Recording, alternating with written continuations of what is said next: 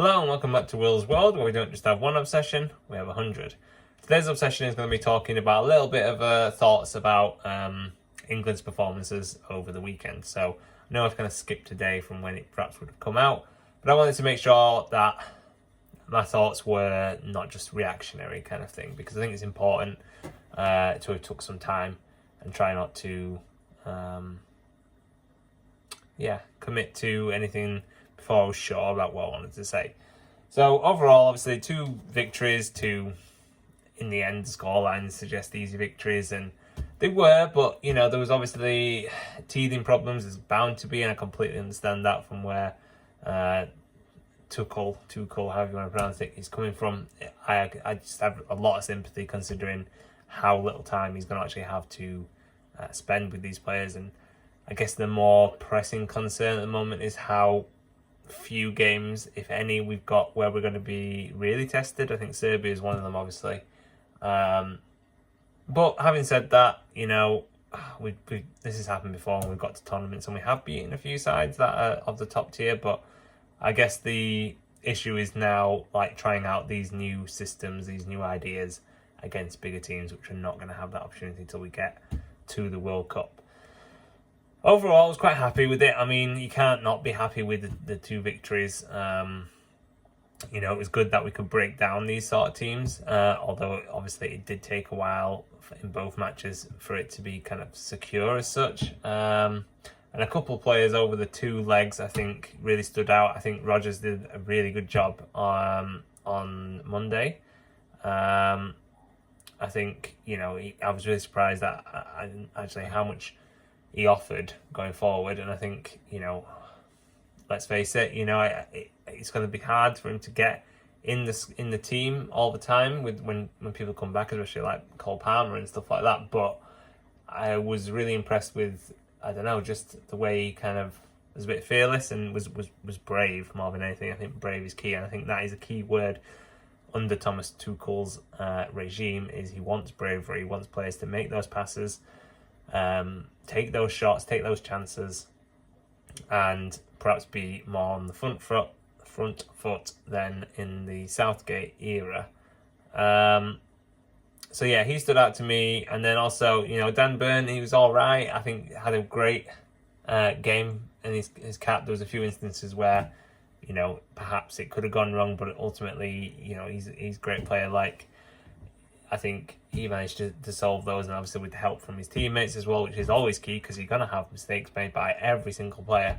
But the point being is that he didn't let that affect him, and he also kind of recovered, and he offers an amazing threat at set pieces. My goodness, if we get to the tournament, I know a few people are saying that Dan Burn won't make the squad. I think he absolutely will do.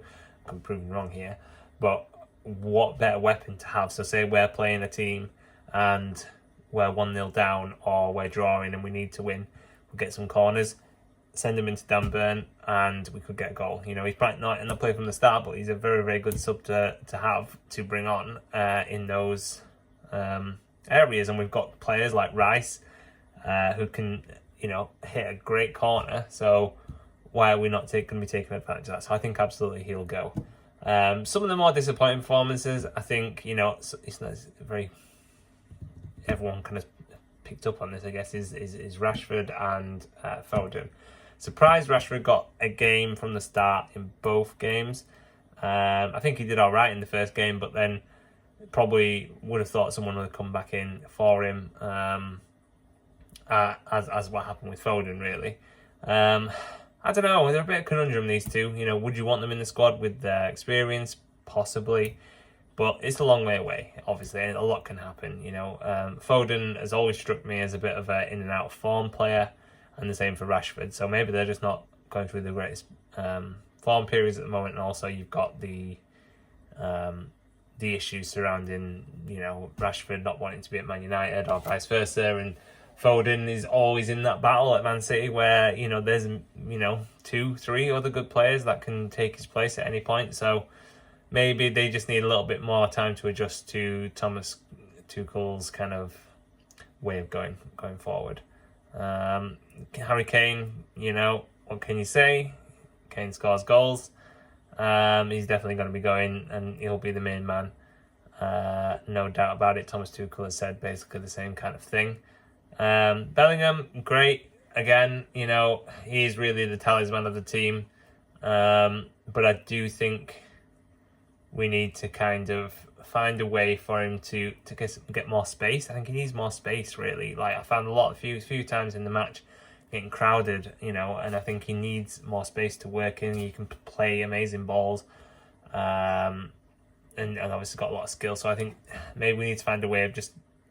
It's not his fault. Obviously, the players are going to surround him because he's the best player, but there needs to be a way, maybe other players making runs or whatever, just to provide more space for him to run into himself and get involved. And obviously, he nearly got sent off. Probably should have got sent off, you know, for that second booking. But as it was, I've said before, similar with Curtis Jones, etc. You know, we need that kind of fiery characters. Yeah, it might be, you know, close to the line or anything, but I think you need them in the squad. And overall, both teams that he selected were good teams. And we know we came out of the victories, and what more can you say? So, you know, it'll be interesting now to see with how the next squad may take shape. There'll be a lot of players coming back from injury. There may be players that probably could have done with some minutes, i.e. Morgan Gibbs-White, even though, you know, it makes sense considering he wasn't even like called up the first time. So of course he was, you know, one of the candidates likely not to get any game time.